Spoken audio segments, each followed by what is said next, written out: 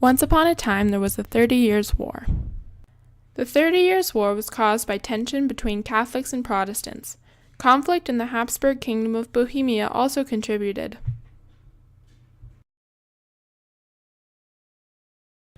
Those who fought in the war were Great Britain, Denmark, France, Bohemia, the Ottoman Empire, Russia, Spain, the Holy Roman Empire, Poland, and Germany. The Bohemian period began in 1618 when Ferdinand, the King of Bohemia, was crowned the Holy Roman Emperor. Calvinists didn't want to lose their religious rights, though, because of their new Catholic king. This started the Catholic Revolt, which began when 2 Catholic members of the Bohemian Royal Council were thrown from a window and fell into a pile of manure. This became known as the Defenestration of Prague. Ferdinand II then used his Holy Roman Empire to invade Bohemia. The Holy Roman Empire and Habsburgs crushed the Calvinist revolt. This became known as the Battle of White Mountain. Next was the Danish period, which began in 1625.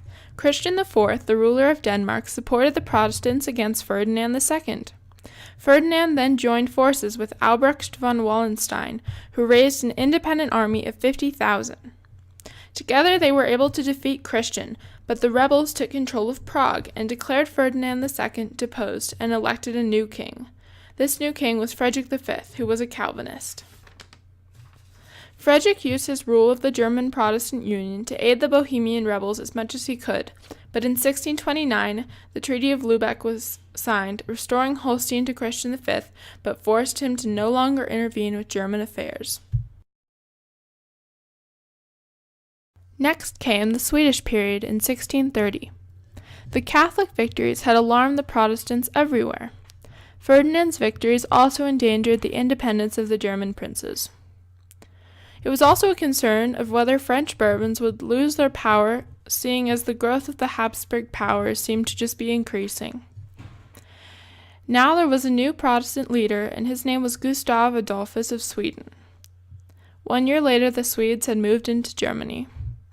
France and Sweden had signed an alliance, and France ended the war against the Habsburgs. Emperor Ferdinand II then called on Wallenstein again to form a new army so he could regain some of his power. Though at the Battle of Lutzen, the Swedes then defeated Ferdinand and Wallenstein. Gustav Adolphus was killed in the fighting, and Wallenstein was assassinated just a few weeks later. Ferdinand's army then defeated the Swedes at Nordingen in southern Germany. All of this fighting led to the Treaty of Prague. The deaths of Gustav Adolphus and Wallenstein had exhausted the Holy Roman Emperor and the German Protestant princes, and in 1635 the Treaty of Prague was signed. It strengthened the Habsburg powers and weakened the German princes. The French period began in 1635 when Cardinal Richelieu wanted to weaken the Habsburgs and take the province of Alsace. Cardinal Richelieu was the chief minister of Louis VIII. The fighting between the Holy Roman Empire and Sweden, Germany, and France continued for some time until Ferdinand II's death in 1637. He was succeeded by his son, Ferdinand III, and peace negotiations began in 1641. There was little hope of peace until Cardinal Richelieu's death, though. Finally, peace was reached in 1648 by the Peace of Westphalia. This ended the 30 Years' War. Sweden ended up acquiring Western Pomerania, while Brandenburg was assigned Eastern Pomerania. The Dutch Republic and Switzerland's independence was formally declared as well.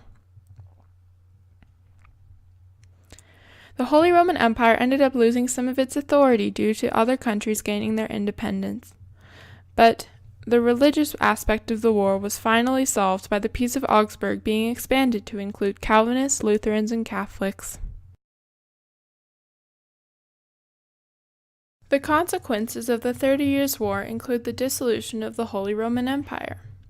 Europe also became divided, and Protestants were mainly in the north and Catholics in the south. The Catholic Church has also lost quite a bit of power due to the newfound religious rights of Protestants. Crops and agriculture were destroyed as well, and the Swiss Confederation and the Netherlands became autonomous countries. France and Sweden became the forefront of European commerce as well. The Holy Roman Empire had lost its power and began its demise, allowing other countries to begin to take over. The end.